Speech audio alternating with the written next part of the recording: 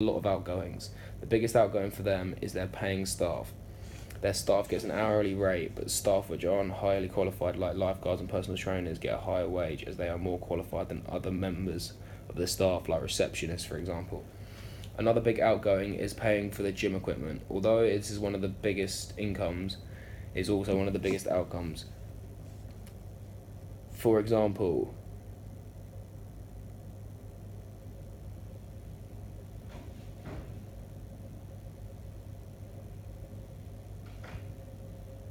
although this is one of the payment is expensive and equipment can easily break. The pool is another outgoing as it's constantly running and the pool costs a lot to run. They also need to pay for overheads like lighting and heating for their gym and facilities, also water and electric for the pool and equipment to run off. They need to have these outgoings to make a profit. For example, they cannot have electricity and they won't be able to run the gym equipment that means no customers. They then have the finance director, Carolyn DaCosta, who is in charge of the finance of the company. This is a very important role as it stops the company getting into debt and losing money. They then have an operation board, which is all in charge of big decisions the company make. The company make the decisions and don't benefit from. Without the company may make decisions that don't benefit the company to its most potential. They then have managers at each leisure centre who runs each centre, from being in charge of the staff to dealing with complaints. Managers also need to recruit members of staff who are qualified to do the job and are knowledgeable. Lifeguards and personal trainers need to be properly qualified and hold a relevant CER check. This means that they are safe to do their job and no danger to clients who either use personal trainer services or use the pool. Lifeguards make sure all the people who use the pool are safe, and if anything goes wrong, they know how to solve it and make it safe again. Personal trainers make sure that their clients are completing exercises properly so they don't get injured and do the correct exercises to get the results that they want. Compare and contrast the organisation of two sports businesses. The two organisations I'm going to compare the similarities and the differences.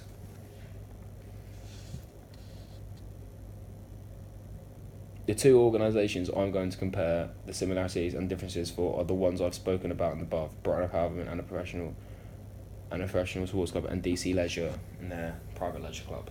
Similarities: Brighton Hove Albion and DC Leisure have similarities in that they are both private limited companies and you can't buy shares from the stock market.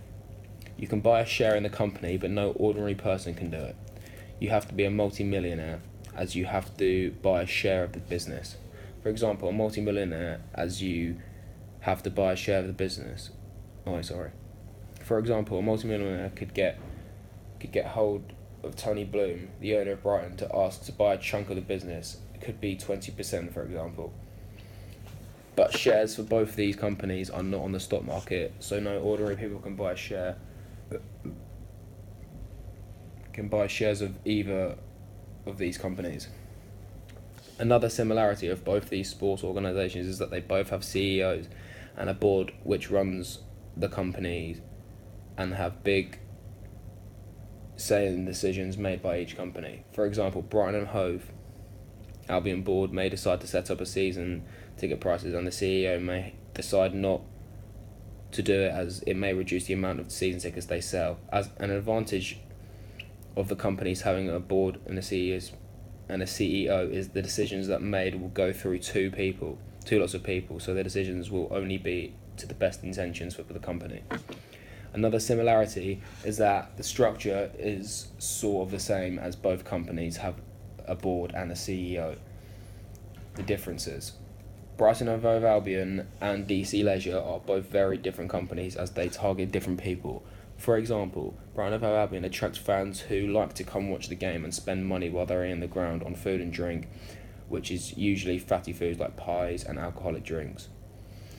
So usually most fans are unhealthy, but that doesn't go for all fans, as some of them play sport at a high standard, so they are fit and healthy. But DC Leisure attracts people who may be unfit and want to transform themselves by getting them to sign up for a gym and the swim membership, which is a monthly subscription. DC Leisure also attracts people who are fit and healthy, who just want to keep up their fitness levels by using the gym and the swimming pools. Another difference is that DC Leisure offers a unique service like a one-on-one service, and Brighton Hove Albion doesn't offer the fans a chance to come and pay and watch them play.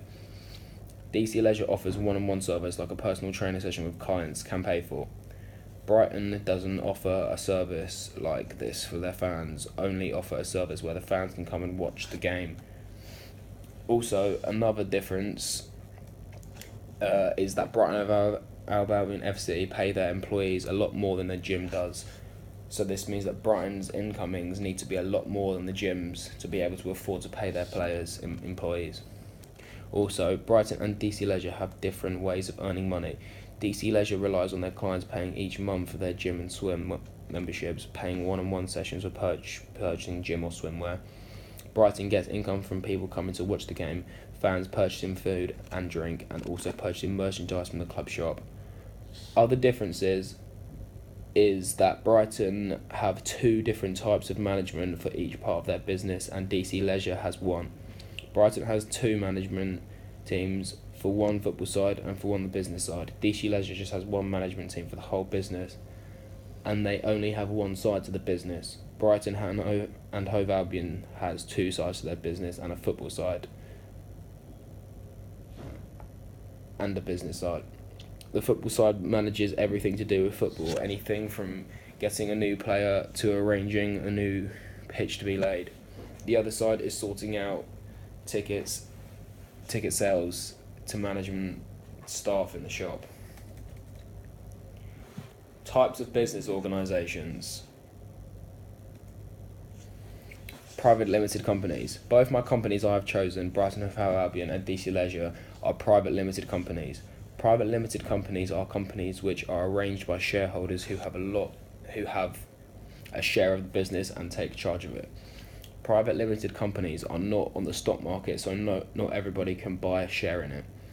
You can only buy a share in it if you ask the owner to buy a large amount of the business of them. Private limited companies are usually smaller businesses. Private limited companies usually have a board of directors like DC Leisure and Brighton, which make big company decisions. They also have a managing director which manages everyday running of the business.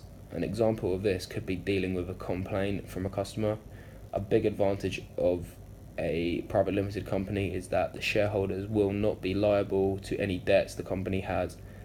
They can only lose the amount they have invested into the company. This is a big advantage for a sports club to have, as they can rack up huge debts. Shareholders only lose their share of businesses if the company does not succeed. If they do lose their share of the businesses, bailies cannot come round their house and take their personal belongings to cover their debt. Sole trader. None of my businesses above are sole traders, but DC Leisure use personal trainers which are sole traders. Sole traders are individual people who offer a service like personal trainer sessions, who work for themselves. Sole traders make all the decisions of the business and run it how they like.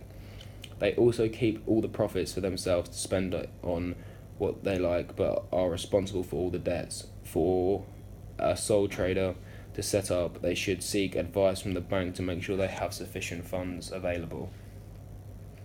That was my 25.1 by Jordan Cornford. Thank you.